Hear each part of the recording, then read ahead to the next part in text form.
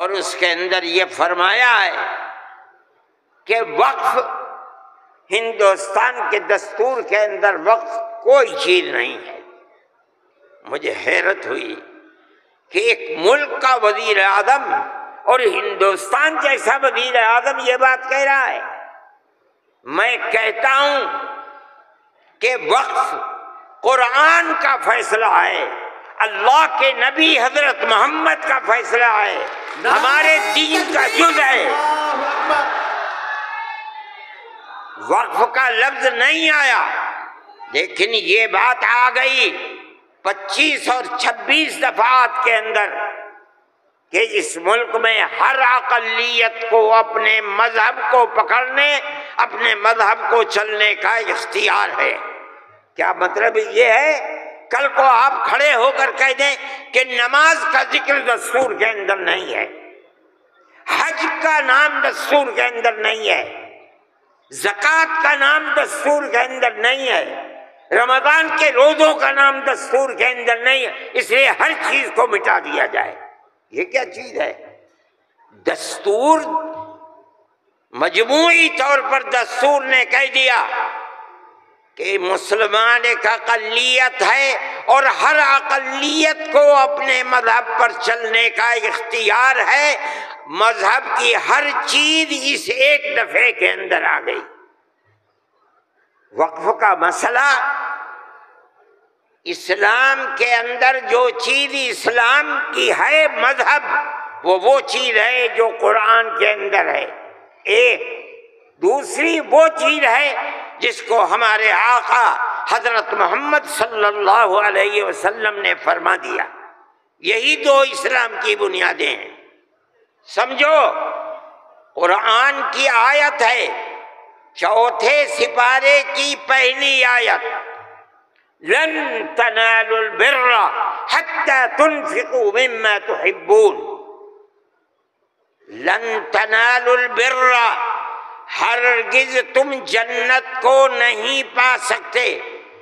بر کی تفسیر مفسرین جنت سے کرتے ہیں۔ اے مسلمانوں کان کھول کر سن لو، ہرگز تم جنت کو نہیں پا سکتے یہاں تک کہ تم اپنے اس مال کو اللہ کی رضا کے لیے خرچ کرو جو تمہارے پاس ہے۔ جس مال کو سے تمہیں محبت ہے، اس مال کو تم اللہ کی رضا کے لیے خرچ کرو۔ اسلام ایسا مذہب تھوڑی ہے۔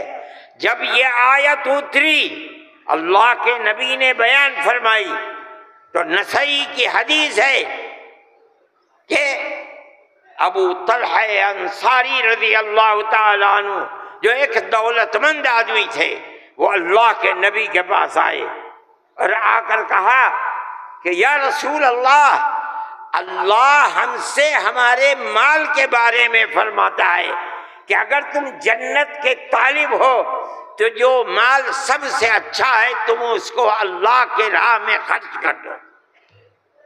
یا رسول اللہ، میرا سب سے بہترین مال فلانی زمین ہے، میں آپ کو گواہ بناتا ہوں کہ میں اس کو اللہ کے لیے وقف کرتا ہوں۔ یہ حدیث موجود ہے نسائی کے اندر۔ مذہب اور کس چیز کا نام ہے؟ جو اللہ نے فرمایا وہ مذہب ہے، جو رسول اللہ نے فرمایا وہ مذہب ہے۔ مجھے حیرت ہے کہ مودی جی ہمارے مذہب کے بارے میں فیصلہ کرتے ہیں کہ وقف کے اندر، وقف کا ذکر دستور کے اندر۔ ارے بابا، دستور کے اندر مذہب اسلام کو ہر اقلیت کو اپنا مذہب قبول کرنے کا اختیار آزادی کے ساتھ ہے۔ یہ ہمارا مذہب ہے، وقف ہمارا مذہب ہے۔ اللہ نے فرمایا، رسول اللہ نے فرمایا۔ حدیث کے اندر آتا ہے کہ جب انسان مر جاتا ہے، یہ مسلم کی حدیث ہے، اذا مات الانسان انقطع عمله عنه۔ جب آدمی مر گیا، اب اس کے اندر کام کرنے کی طاقت بھی نہیں ہے، اب اسے کسی چیز کا ثواب ملتا تھا نماز پڑھنے کا، روزہ رکھنے کا؟ نہ نماز پڑھ سکتا ہے نہ روزہ، مگر فرماتے ہیں 3 چیزیں ایسی ہیں مرنے کے بعد بھی آدمی قبر میں چلا گیا اسے ثواب ملتا رہتا ہے۔ کیا ہے؟ اس کے اندر پہلی چیز ہے صدقۃ جاریۃ، ایسا صدقہ کر کے جانا کہ جو اس کا ثواب برابر جاری رہے۔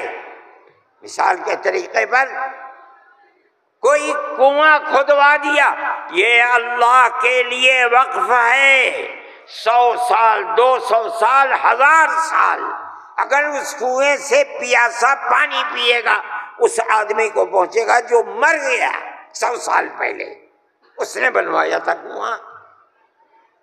اسی لیے مسلم کی روایت ہے اور اس کے شارح امام نووی فرماتے ہیں کہ مراد اس سے وقف ہے۔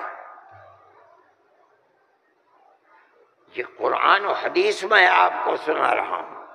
مجھے حیرت ہے کہ ہندوستان جیسے ملک کا وزیر اعظم ایسی بات کہہ رہا ہے، ارے بابا کیا زکوٰۃ کا ذکر آئے گا دستور کے اندر؟ کیا نماز کا ذکر آئے گا دستور کے اندر؟ کل کو کھڑے ہو کے یہ کہہ دو کہ نماز کا ذکر دستور میں نہیں ہے اس لیے نماز نہیں پڑھنے دی جائے گی، زکوٰۃ دستور میں نہیں ہے زکوٰۃ نہیں کرنی۔ میں سوچتا ہوں کہ اللہ، ملک کا کون بول رہا ہے؟ وزیر اعظم، اور ایسی چیز بول رہا ہے جس کے نہ سر ہے نہ پر ہے۔ ہم اس کے مخالف ہیں، ہم کہتے ہیں پڑھو، خود نہیں پڑھتے، پڑھے ہوئوں کو بلاؤ، ان سے پوچھو دین کیا ہے، مذہب کیا ہے، ہم بتائیں گے۔ ہمارا ملک ہے، ہم ہمیشہ سے اس ملک میں رہتے آئے ہیں۔ اگر ہندو کی ذات برہمن ہے، جاؤ کشمیر میں مسلمان بھی برہمن ہے۔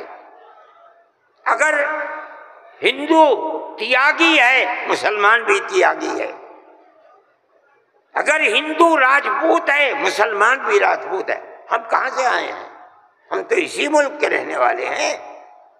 جس کو ہندو کوئی مذہب پسند ہے وہ ہندو مذہب کے اوپر ہے، جسے عیسائی مذہب پسند ہے وہ عیسائی بن گیا، جسے سکھ مذہب پسند ہے وہ سکھ بن گیا، جسے اسلام مذہب پسند ہے وہی مسلمان بن گیا۔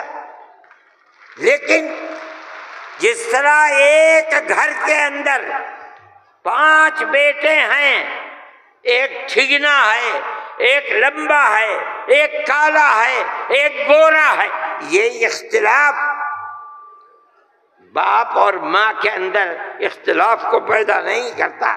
اسی طرح ہمارا مذہب ہے کہ آدمی کسی بھی مذہب کو اختیار کر لے، لیکن ہندوستانی ہونے میں ملکی اعتبار سے کوئی فرق نہیں ہے۔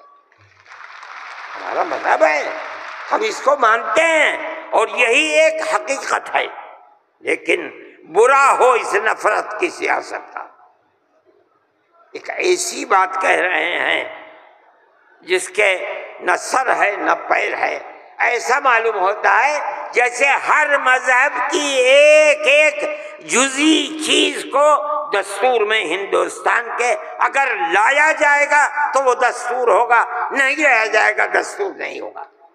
لیکن میں کہتا ہوں کہ یہ غلط ہے۔ مودی جی کو ایسی کچی بات نہ کہنی چاہیے، لیکن دنیا ہے ہر بات کو کہتی چلی جا رہی ہے۔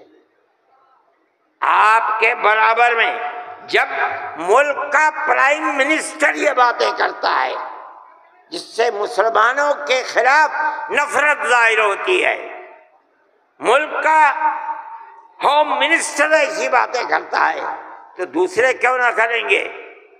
آپ نے دیکھا جھارکھنڈ کے اندر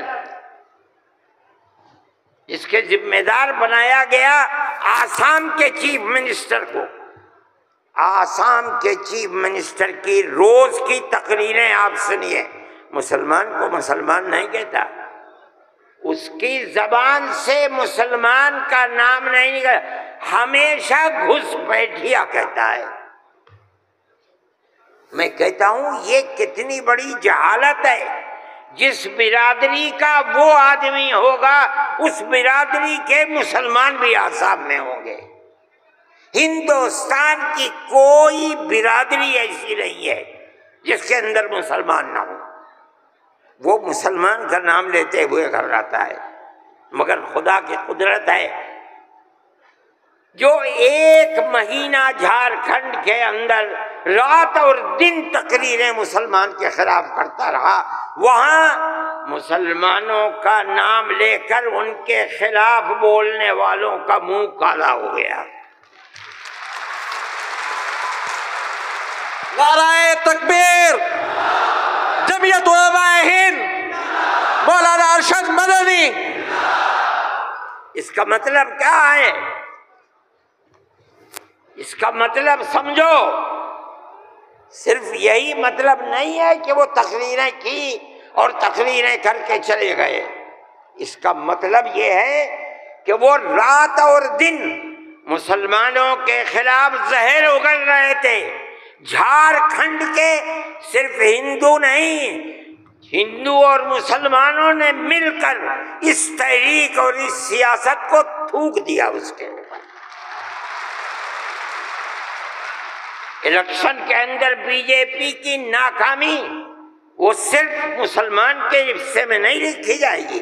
مسلمان کی تعداد کتنی ہے جھارکھنڈ کے اندر؟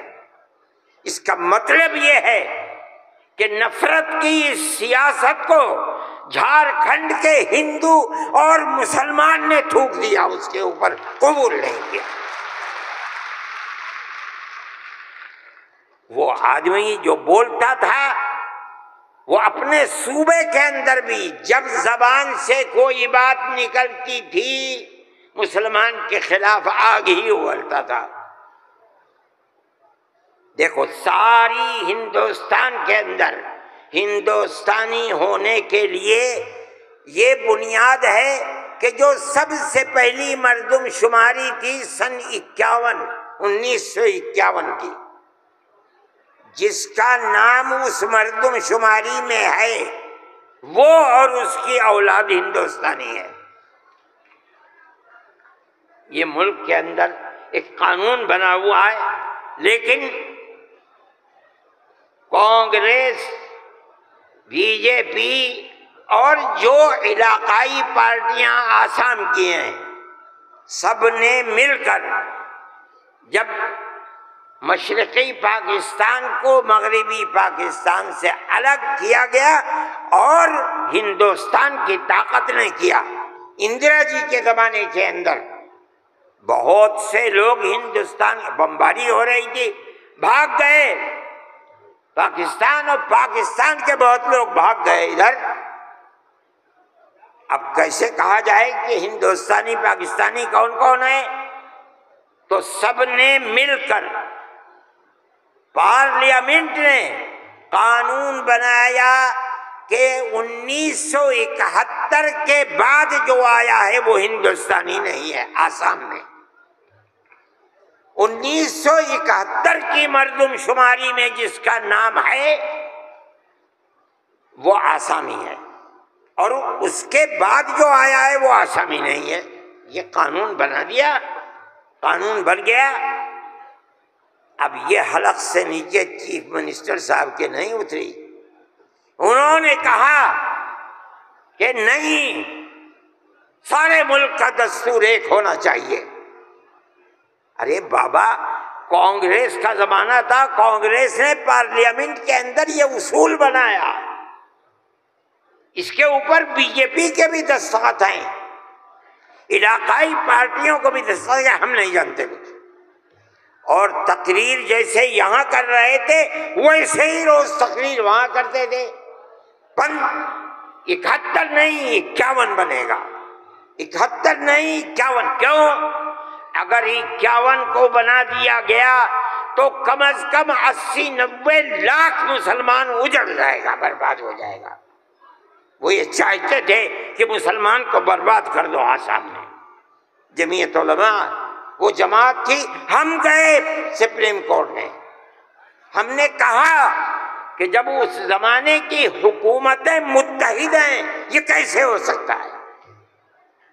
یہ اللہ کا احسان اور کرم ہے کہ سپریم کورٹ نے وہ فیصلہ کیا جو حق فیصلہ تھا، اور اس نے کہہ دیا کہ نہیں، آسام کے لیے سن 71 ہی رہے گا. تمام پارٹیوں نے اس کو قبول کیا ہے. اب زمانہ خراب ہو گیا، دل دکھنے لگا. وہ جو وہاں دل کے اندر مسلمانوں کے خلاف آگ تھی وہ جھارکھنڈ میں لا کر کے اگلی ہے. اللہ نے یہاں بھی منہ کالا کر دیا. میرے بھائی، جمعیت علماء کا یہ کام ہے. ہم نے اس سے پہلے ایک اور مقدمہ آسام کے سلسلے میں لڑا تھا.